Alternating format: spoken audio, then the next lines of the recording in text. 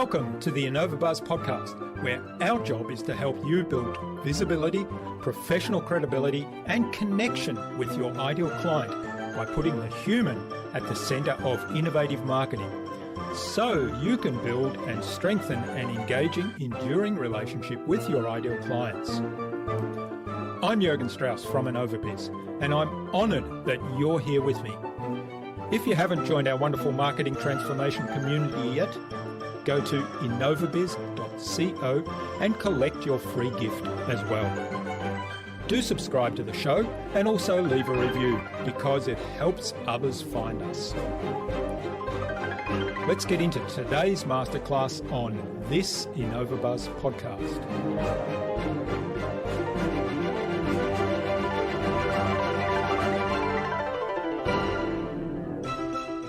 You know, when we talk about change, also with humans, when we talk about change, the first thing we think of is something's taken from us, and we don't realize change can mean something's given to you. And that's a huge, these are all mindsets that once you can change your mindset, your actions start changing. You will start seeing results for sure.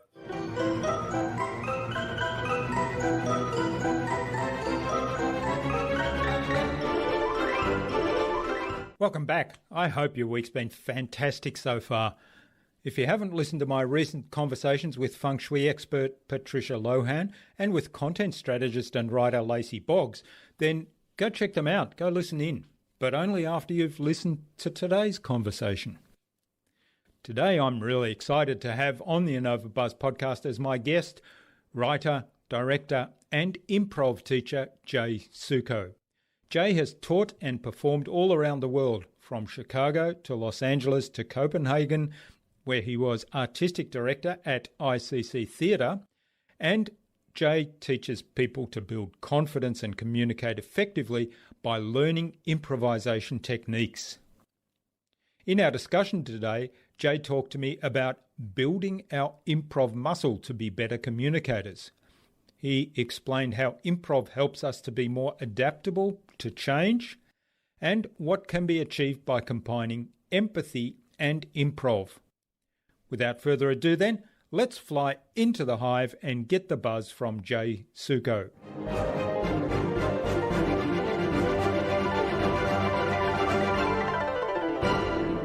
Hi, I'm your host Jürgen Strauss from InnovaBuzz, and I'm really excited to welcome today to the InnovaBuzz podcast all the way from Los Angeles in California, the United States, of course, Jay Sukow, who's a professional improviser, a teacher of improv to actors and businesses. Welcome to the InnovaBuzz podcast, Jay. It's a great privilege to have you as my guest. Oh, Jürgen, thank you so much. I'm really honored to be on your show. I'm a big fan. Thanks for having me.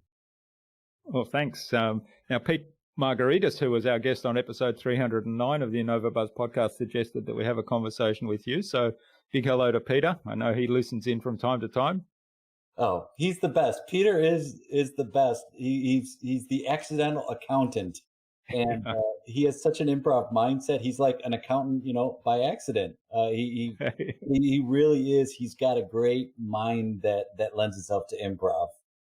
Yeah, and we had a wonderful conversation on all kinds of improv topics, improv-related topics when he was on the show, and I don't think we touched on accounting at all, other than that was his history. Right. So when did you realize you had a passion for improv and for acting? Because I know you've got a bit of an acting and performance background. Yeah, what's interesting is improv wasn't a really well-known thing when I was growing up. It wasn't like I feel today. It's taken over the world in so many ways, and it's great. I liked making my friends laugh. I liked hearing my parents laugh. Like my dad laugh was great. It was not something that I thought would ever be a career for sure, but I definitely enjoyed doing it. I enjoyed hanging out with friends, and it was only later that I learned what we were doing was improvising. We were just making things up and joining in on the jokes together and building things and just having fun. I didn't realize there was this thing called improv until much later in my life. And when I discovered it was my parents, when I was at my final year in university, I was 21, and they gave me improv classes for a Christmas present. They said, Mm. we think you'd like these, take these classes at Second City. And so I was driving up from my school about 3 hours to take a class on Saturdays at noon. And it became the highlight of my week. And it was the last, I started taking classes in January and I graduated university in May. And so that from January to May, I was driving up every weekend to take these improv classes with no desire to perform. Just it was a fun. It was play. It was organized play basically. But it was not like, oh, I'm going to make a career of this, because you didn't see it outside of like classrooms or Second City. Like it was not a big deal. So I had no aspirations early on. I just knew it was super fun. Hmm. Did you take away any lessons in terms of, this could be applied in other areas of my life, or I'm learning skills here that could apply to other areas of my life, or what I want to do for business? Well, what was interesting is the first thing I noticed was it gives you a sense of confidence. It gives you a sense of kind of stepping outside your own fears and insecurities, because you can hide I'm doing a character right now. I'm standing in front of this group of people and I'm going to pretend I'm someone else delivering this presentation. And I started noticing there were little things in my life that started improving. I started listening better. I started being more present in conversations. And that, to me, maybe I had a skill of that, but it definitely was enhanced when I started taking improv. And I started noticing this really helps me within a group. Like, if you are able to play with somebody in a class that you take who you don't necessarily get along with or you don't necessarily like, but you're able to play with them in a classroom setting, like we do in improv, because sometimes you meet people and you don't necessarily connect with them as you do with other people, but you learn how to play with other people. And I think that skill of learning how to work within a group definitely lends itself in the business world. And we can never be good enough listeners. We can never be present enough. I mean, that's what everyone is trying to do right now. And what I've noticed with improv and business is the things we've learned as improvisers, they're starting to say those same kind of things, but phrase it a little bit differently. So they might, instead of saying like be present, which we say in improv, a business term might be here now. Or in improv, it's, we want you to come into the scene and bring your experiences. In business, it might say bring your whole self to work. And even the phrase yes and, which is the bedrock of improv, has started seeping into the business culture. And so it's really amazing to see those same terms and you go, oh, what you're saying there, it means this in improv. And they're the same, because it's like in improv, you have to work together no matter who you are. Even if you're a one-person shop, you still have to work with clients. You have to work with vendors. You have to find a way to work. You have to find a way to make people feel like they've been heard. And that's the biggest thing right now in business is, are your clients, are your customers, are your employees, do they feel like they are being heard? And improv, the foundation is yes and yes is yes, I hear you. Like, that's the first part of it, is I hear you. And that to me is the biggest takeaway, is you're with people who feel like their voice is heard. And we don't always, a lot of times in business, as you know, it's loudest voice in the room wins a lot of times, and you don't get, but the people that are quiet, what you learn when you improvise is those quiet people are listening a lot, and they come up with the best lines because they're sitting back listening. And improv, you have to leave room for everyone's voices. Everyone's voices have to be heard. That's what makes the group strong. Yeah.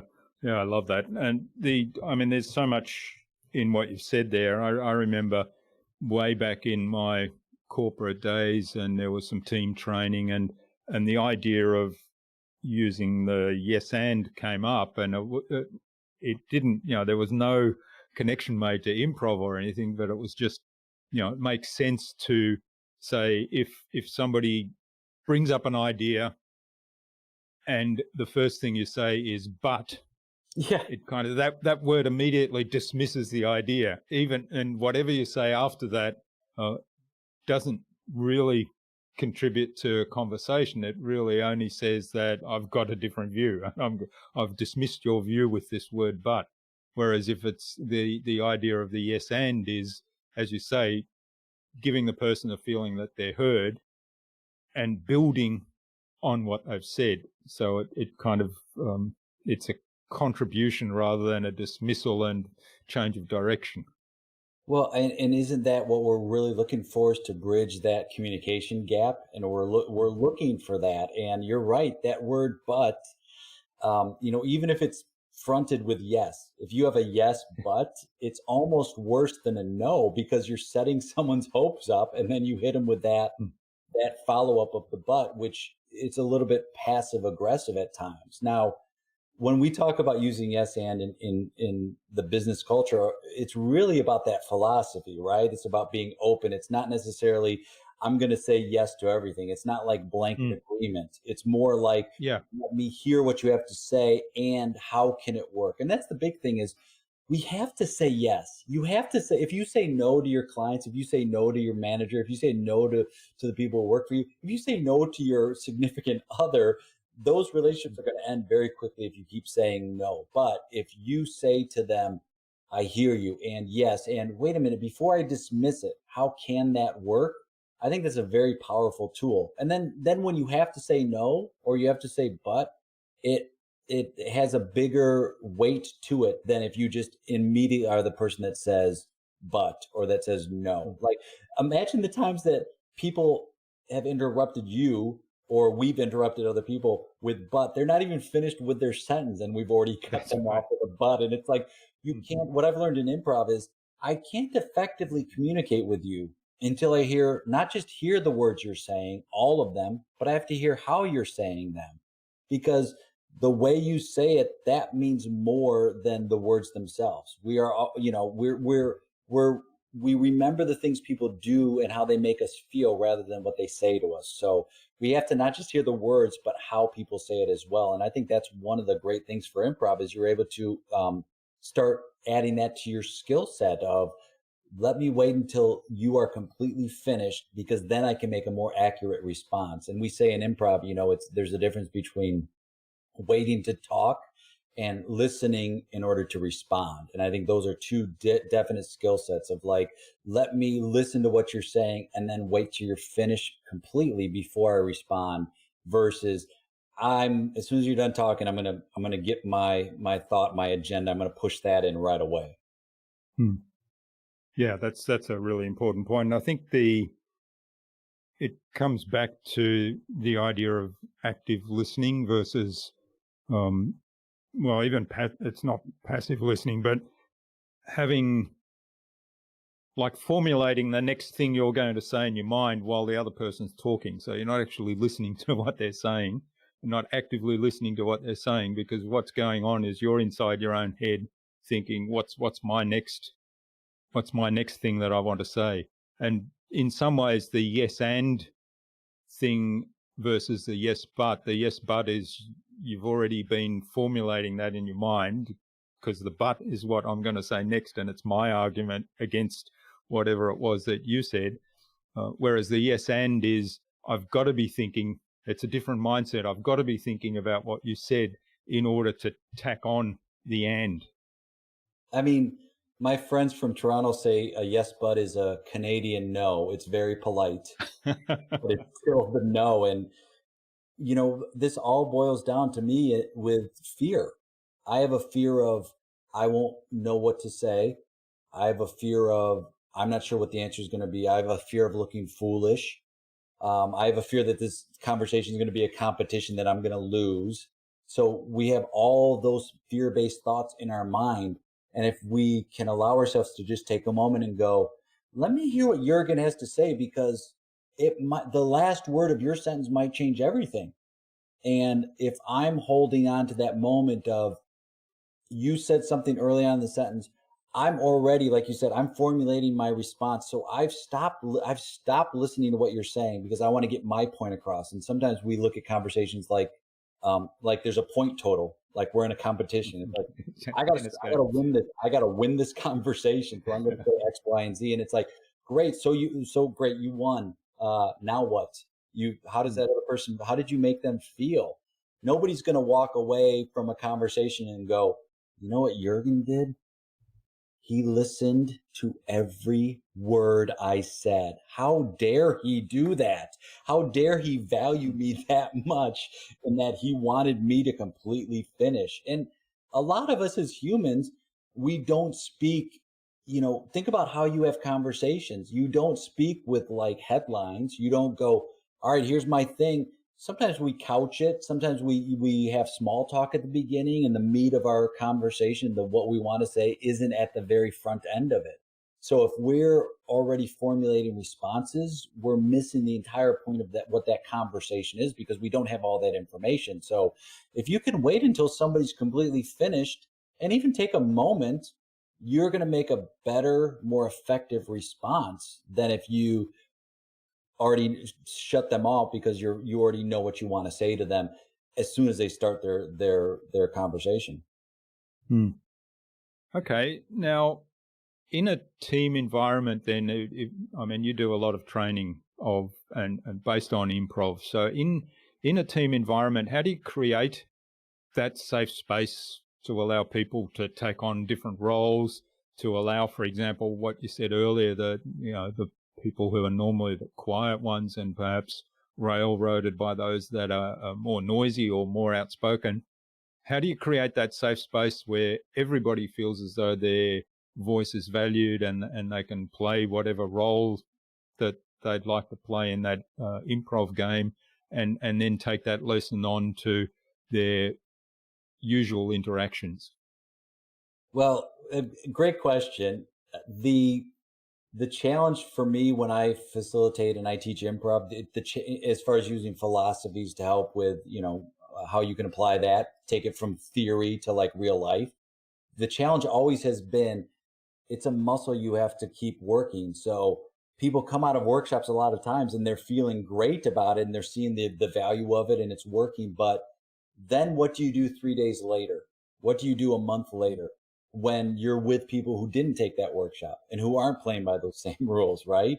So part of this is, how do you keep flexing and working that muscle? How do you keep working that, which might be new to some people? It might be like, great, I love this philosophy, I love this idea, but unless you're constantly working at it, it's like a muscle that might atrophy. So I think in an initial setting, what you do is it's like any meeting, you set the ground rules at the top, you set the agenda at the top. As the facilitator, you're constantly reminding your group, hey, here's what we're going to be doing today. And you say things like, this might make you feel uncomfortable. You say things like, we're going to ask people to take on different roles. If you're someone who is a leader, we're going to ask you to step back. And if you're somebody who is shy to share your voice, we want to leave room for you to share your voice. It's something that the whole group has to do. The group has to buy into that. And so as a facilitator, I can also leave space for that. And especially what's interesting is the transition now to doing more virtual training, because virtual training is a whole nother ball game, that there are so many other distractions. You are more vulnerable because you are inviting people into your homes. You've got kids you're trying to probably virtual school, and you've got pets, and maybe you haven't done your laundry. And so you've got that space as well. So what I like to do is I like to set it up top to let people know, here's what we're going to be doing today. But then there are after exercises are done, I'll say, we're going to pause here to hear from people we haven't heard from yet. And that silence can be really uncomfortable, and we want to fill the silence. And so we want to jump right in because we get uncomfortable with silence. But my experience is, if you leave an extra beat, an extra moment of silence, there are a lot of times that people feel comfortable speaking up in that moment. So it's not just inviting the people to speak up, it's also leaving space for them and making it a place where they can share their voice.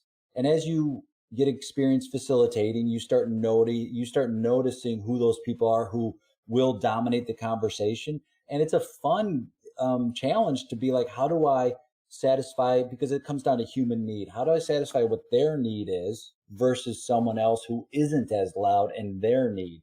And you're managing those egos along the way. So I think what you can do is at certain moments in that communication, in that learning session, you can pause and say, we're going to leave some space here. And you can do that a couple times during the session. And you'll be amazed that when you have that space, people will, who don't normally, they will speak up at that moment. And if they don't, it's okay to take a breath. It's very scary. We are very afraid of silence. And silence, what it does is it builds anticipation. It leaves room for people to digest the information. There are a lot of training sessions where you have a PowerPoint slide with, you've got 40 slides in your deck. You want to get through all of them. Your slides are, it's 8-point font and you're cramming all this information in. Humans cannot absorb that much information.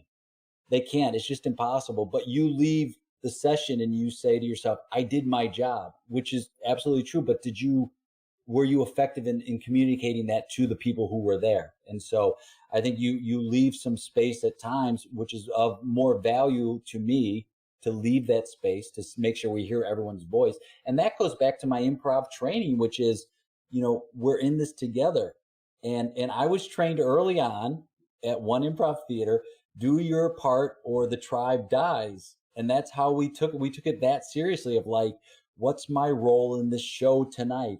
I'm the person who does this because that's what this show needs. So we were really focused outside of ourselves, and we were focused on what the group was doing as a collective. And so I think we're seeing the value in that ensemble right now, especially in business, especially in the times we're in right now. We need more of that support. We need to be able to rely and trust each other. And it's not just trusting other people, but it's you yourself being trustworthy. Those are two big elements to this. Yeah. Oh, there's so much to unpack there, and I love the idea of everyone in the tribe has to do their job, otherwise the tribe doesn't survive. And that's a real big message to take into any team, isn't it? And doing it in a way that everyone's supporting everyone else, having that philosophy.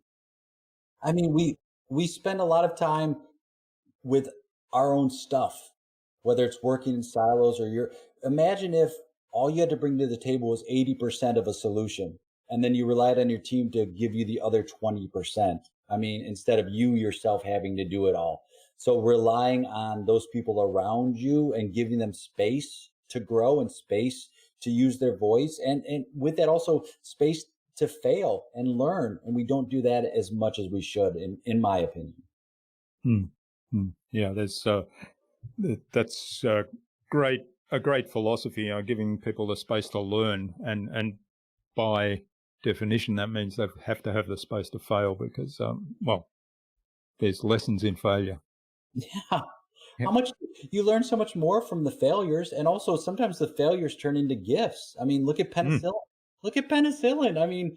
That was a failure that then they went, wait, we could use this for something else. There's so many examples of things that were failures. And Post-it notes. Right. Post-it, exactly. Yeah. Exactly. Post-it notes, the same thing. Yeah. We think failures mean we are a failure.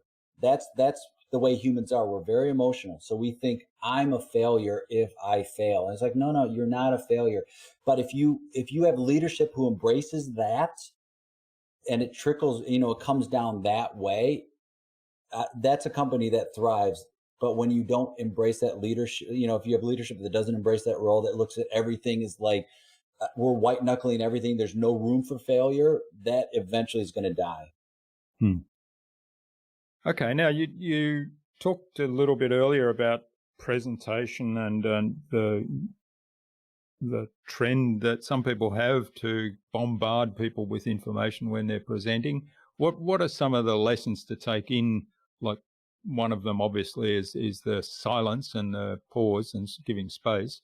But what are some of the other lessons to take into presentations, particularly in this day and age when a lot of them are online? Yeah, it is. It's similar in a lot of ways, but it's also very different, virtual versus live in a room with people. But in both of them, you can really start noticing body language, start giving a moment for people to digest your information. When you're delivering virtually, don't forget to, it's a simple thing, like don't forget to look into the camera. A lot of times we're looking away. We're looking at our screen because that's where our notes are, but look into the camera. Limit what you put what information is needed for the slide. When you're virtually presenting, it's a little bit different because I think people need some information visually for what you're talking about. But definitely you shouldn't use the slide as something you're just going to read verbatim. I think virtually what can help with your slides is more images as well. I noticed that early on when I started doing more online training. It's like, oh, some images will really capture people's interest and attention right there. So using that, but don't overload your slide with so much information. People, when they hear things, a lot of times also they have to hear it. They then in their brain, they go from hearing what you're saying to pictures, and they visualize it. So you have to give them space to process that information. And I don't think a lot of times we give enough space for people to process that information. Take a moment to pause and ask for questions. Like a lot of times we want to just barrel through and we look at the time and we go, I'm running behind. So here's what I'm going to do. I'm going to go twice as fast. And it's like, sometimes you go, hey, you know what? Let's pause our meeting right now. I know I've got, 5 more slides. I can send this out in a PDF, what I have here, but it seems like we're engaged. In improv, we say, improvise the scene you're in, not the one you want to be in. And I feel the same way. It's like, I have an image of what I think this presentation is going to be, but then I get in the room and that's not what it was. So can I let go of the control of what I think it's going to be, and then instead give the presentation that is. And I think that's a hard lesson for people to learn, is to give that presentation. Yeah, I like that saying that improvise the scene you're in. It's kind of like adapting to your environment, isn't it? And yeah. The one thing that occurs to me there is often, and I'm just as guilty of this as anyone else, we do a presentation and then at the end of it, we reflect back on what happened, and you think, well, I didn't do that real well, or I didn't do this, or I forgot to talk about this bit. And we don't actually celebrate that, hey, we actually adapted to what happened there, and everybody was happy and everybody took some value away. And I could tell that people took value away because somebody took action or somebody gave me feedback that said that was fantastic. And yet we kind of say, well, because we went off script, let's say, I missed this bit and I took this bit out of order, or I said this wrong, we beat ourselves up. Well, I got a whole bunch of thoughts about that. One is, my friend says, you're shooting all over yourself. I should do this. The other is, unless you've got a time machine where you're going to go back and replay that presentation, it's wasted energy. It really is. And we forget, especially for those who do presentations, people want you to do well. They don't go into that presentation going, oh, I hope this sucks. I hope you struggle. They don't think that at all. They are like, oh, please don't be boring. Please don't, we don't want to see you struggle. Please. Like, they're already on your side as you go. And, it's an old Jerry Seinfeld bit where he goes, fear of public speaking is number 1. The number 2 fear is death. So people would rather be in the casket than give the eulogy, which is true.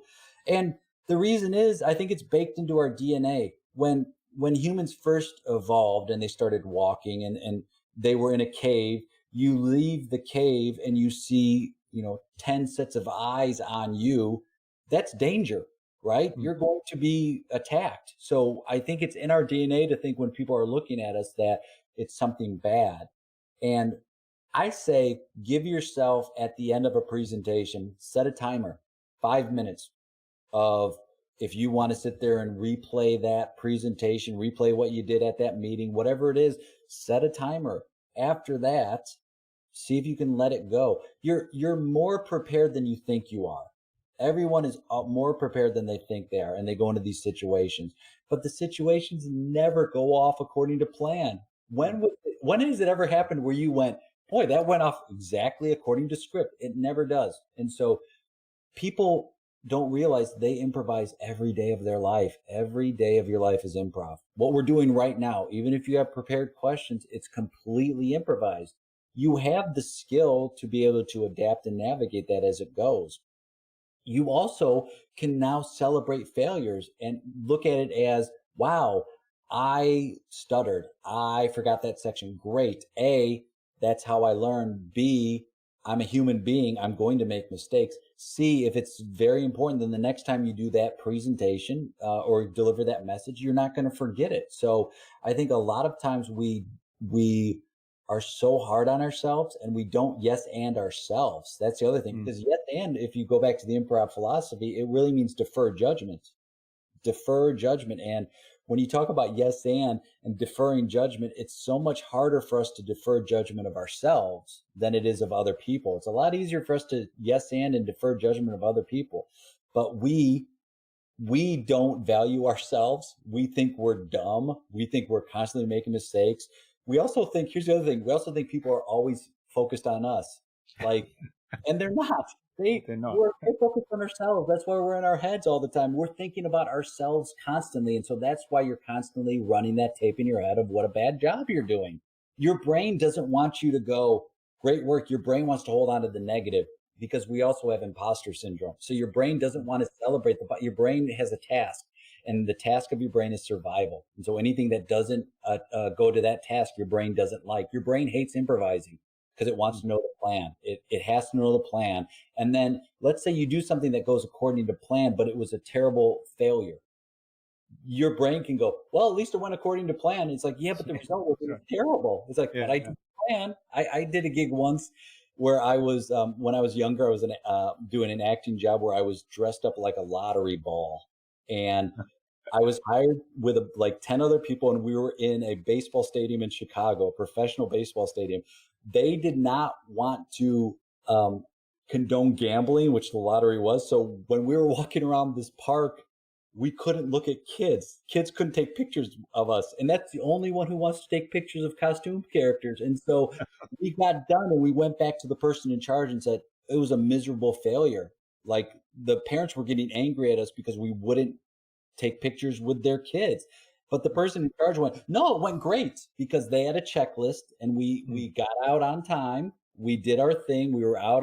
So their checklist, they were satisfied with that, but the end result wasn't a positive thing. And so a lot of times I have a situation now where once a week, we celebrate failures. We go around, we talk about, okay, what did we fail? Because I heard somebody do that before. And I was like, that's a great thing to do, is to start teaching people, start celebrating those failures as hard as you celebrate the successes.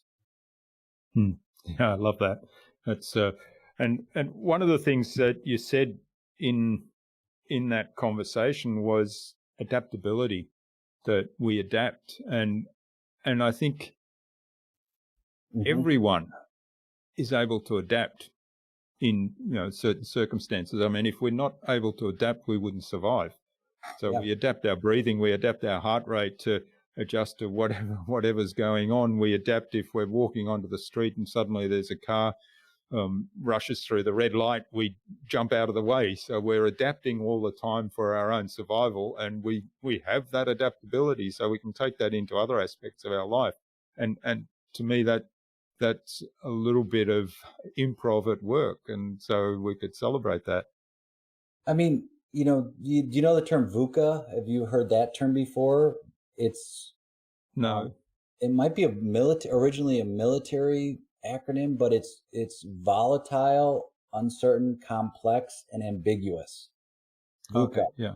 And that is what we're living in right now. We are at the height of VUCA. Everything is volatile, complex, like uncertain, ambiguous. We're in that now. And those skills that you learn in improv, which are taught you early on as children's games, basically.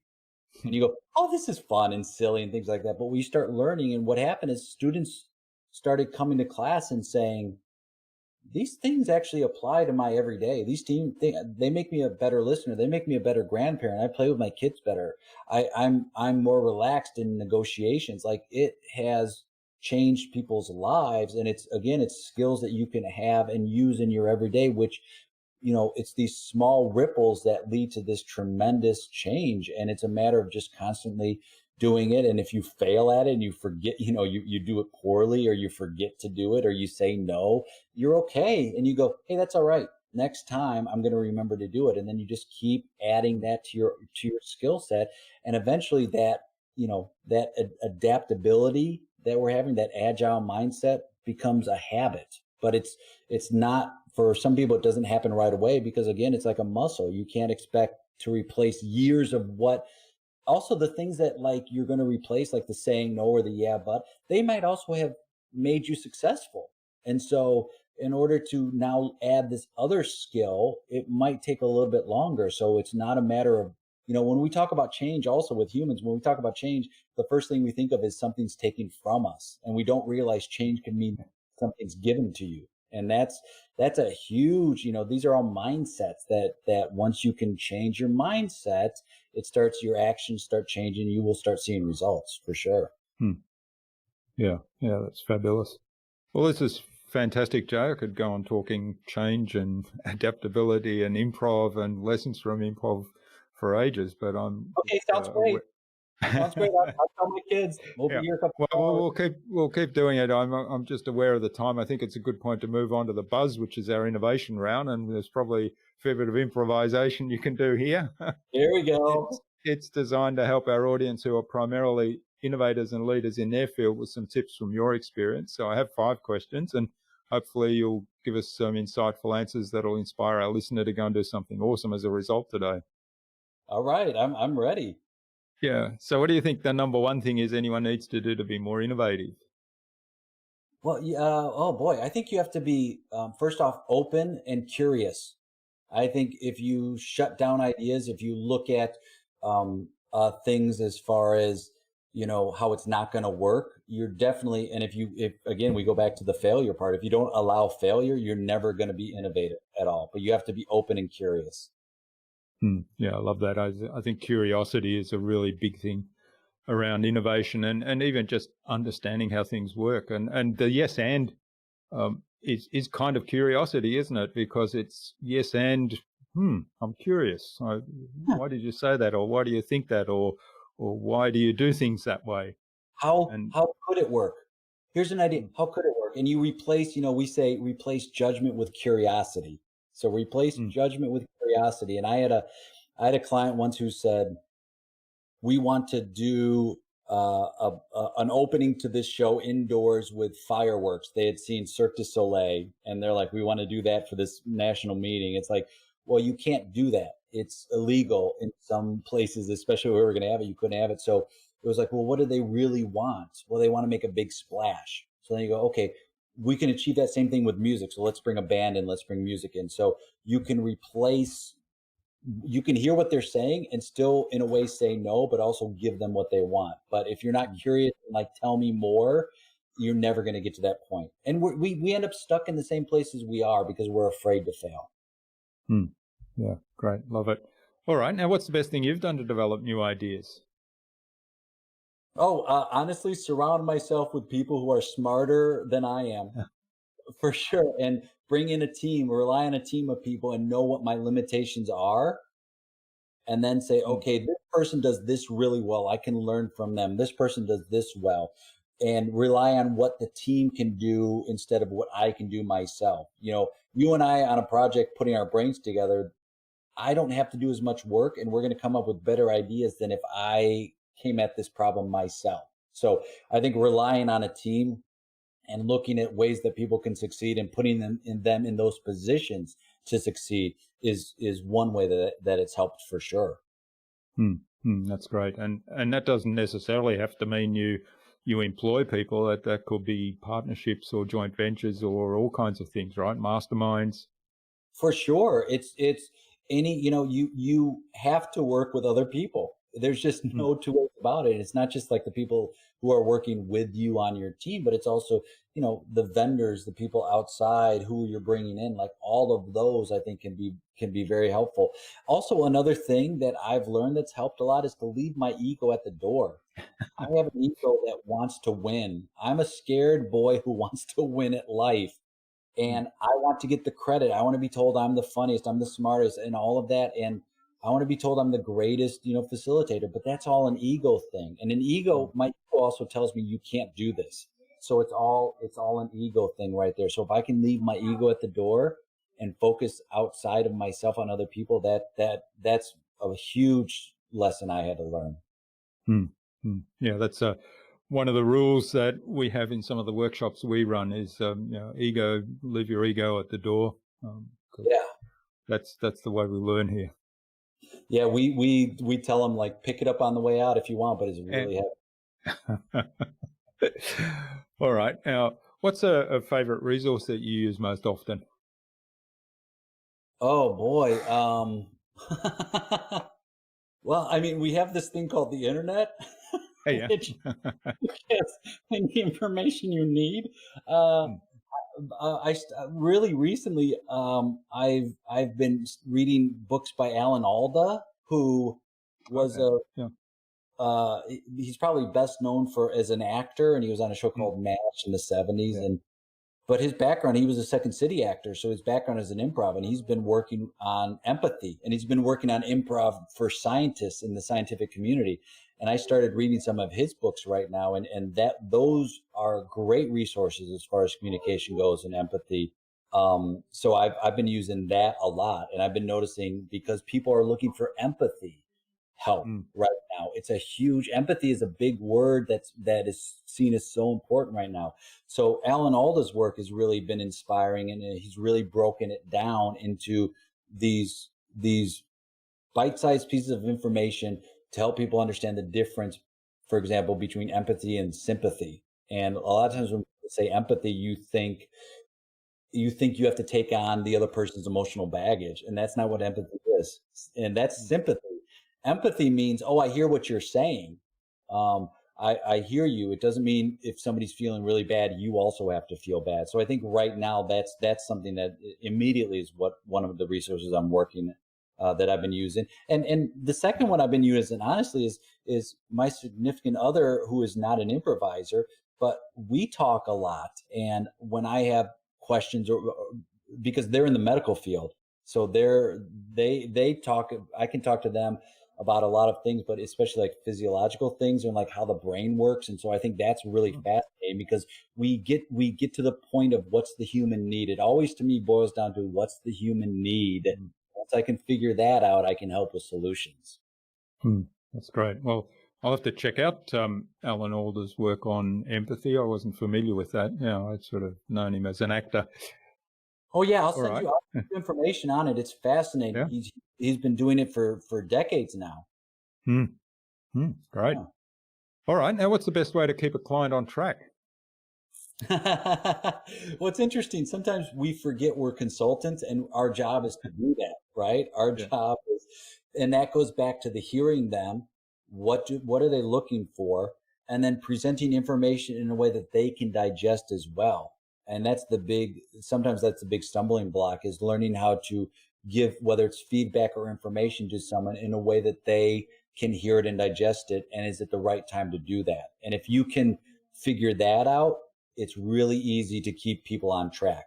But a lot of times it's like, and when I first started out, when I came up in improv, oh man, some of the workshops we did were like, yes, and your way to success. And then people are like, wait, what? What does that mean?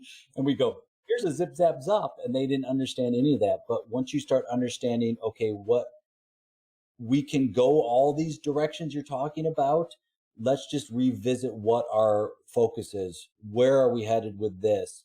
Of course I can do that for you, but that's what we're working on, is this. So I'd like to revisit that, what you're asking me for, after this is done, but I want to make sure we're achieving what you want. And if you're putting it in genuine terms of, I want to help you achieve your objective, I think that always brings it back. And it's something good to check back in with them, even if they don't ask, just to check in and say, hey, I just want to touch base with you. If here's the schedule I have so far, and here's what we're doing. I just want to make sure we're on the right track. Yeah, it's good. So it's a communication thing, really, isn't it? And also the being really clear about what the goal is that they're trying to achieve, and being committed to helping them achieve that.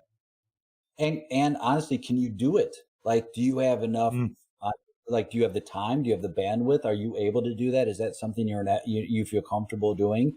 Or are you accepting it out of fear of not getting work or other another agenda? And that's something that I can't control what you do. I can only control what I do. And that is a lesson that took me a long time. I can't control what my partner does on stage. I just have to control what I do. And that's it. Yeah. And that's a big lesson probably from improv as well. And I think, the even thinking in today's environment and situation we find ourselves in with this pandemic is a lot of people are really frustrated, and they kind of get lost in this, well, let's control what we can control and then manage our own safety and health and business and relationships through this. But we can't actually develop a vaccine, for example, unless they're actually working in that specific field, or we can't keep other people. And finally, for the buzz round, what's the number one thing anyone can do to differentiate themselves? Oh, wow. I think you have to really know what you are and what your strengths are, and play on that more than what you can't bring to the table.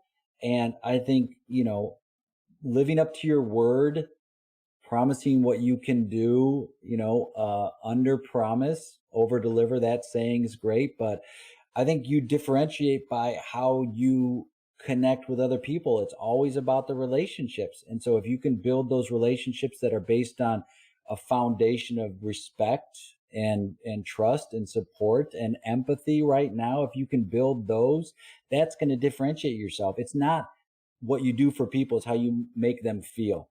And can you make them feel valued? Can you make them feel worthwhile? Can you make them feel like they mean something? Then that's what's going to differentiate you. We have emotional attachment to things. We don't need much, but we get attached to them. I have this wallet, which it's the city of Chicago flag on a wallet. And I don't need this wallet, but it's an emotional attachment for me. I have an iPhone because I love how it feels and I'm attached to it. It makes me feel like an Android might be great for some people, but it doesn't make me feel competent. It makes me feel overwhelmed. An iPhone makes it seem easier for me. So it's that emotional attachment that's going to differentiate you. Yeah, it comes back to the understanding EQ that we were talking about a few moments ago. Yeah. It's always that. It's always that to me. Yeah. This has been fabulous, Jay. Where can people learn more about you and maybe even get in touch to say thank you for what you've shared with us today? Oh, great. Thanks for asking. They can check out my website, which is todayimprov.com, TODAYIMPROV.com. I'm on LinkedIn, Jay Sukow. You can check me out there. I love Facebook, and I love social media. So you can find me all over social media.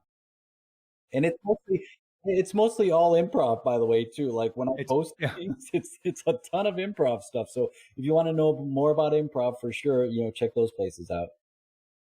Great. We'll have links to all of those in the show notes so you can click straight through. All right. Now, do you have any parting advice today for our listener? Yeah. Do one thing a week that scares you. Safety first, but we say follow the fear, it will set you free. So do something each week that scares you, because that's a way that we grow. But there's a saying, follow the fear, it will set you free. So I think everyone do something once a week that scares you. Yeah, one of my favorite sayings is the one by Joseph Campbell. It says, and this is a paraphrase of a long treatise he wrote, but the paraphrase is, in the cave you fear to enter lies the treasure that you seek. Oh, love it. That's beautiful. I love that. All right. Now, finally, who else do I need to get on the InnovaBuzz podcast and why? Oh, wow. Boy, there are just, it's amazing. This is such a great resource for people, and such a way that you boil down information very quickly, but it's such a concise way that people can get that. I would say my friend, who also is a facilitator, but her name is Jillian Bellinger. She is tremendous, one of my favorite people to work with. We talked earlier about like how to succeed. She's someone that like I love working with. I think she's got a great innovative mindset, and she just, in my view, she gets it. So she's definitely somebody I would recommend. All right. Well, we'll get an introduction to Gillian from you, and we'll reach out to her and see if we can find a time to have her on the show as well. Oh, that sounds great. Oh, I really appreciate it. Thanks so much for having me on. This has been great. Yeah, well, thank you so much for sharing your insights today and for improvising this conversation with me. Really appreciate it. I had a lot of fun, Jay, and let's stay in touch. Oh, always. I really appreciate it. Thanks again, and we'll be in touch here again.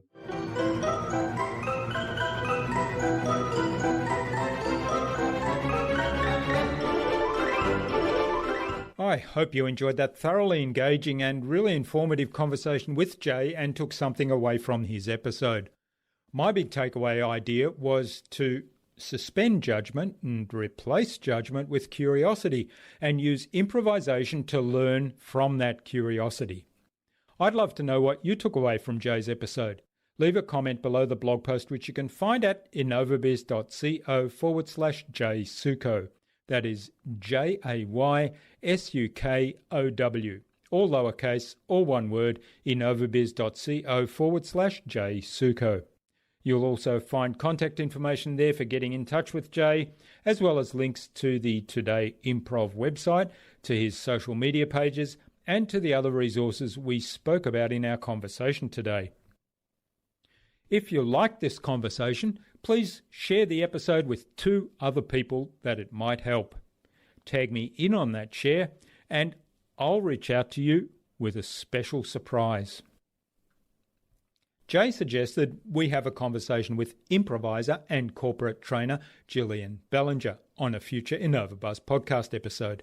So Gillian, keep an eye on your inbox for an invitation from us to the InnovaBuzz podcast, courtesy of Jay Sukow.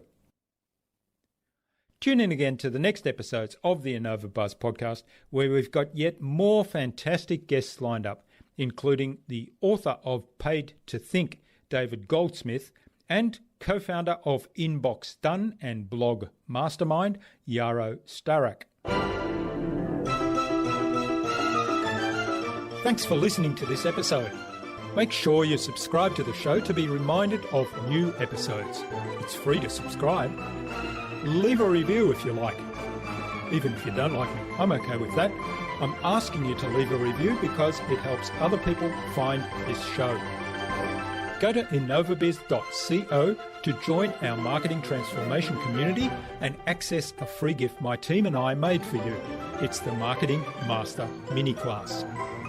We want to give you everything you need to transform your marketing into a human-centered, relationship-focused growth engine. Until next time, I'm Jürgen Strauss from InnovaBiz.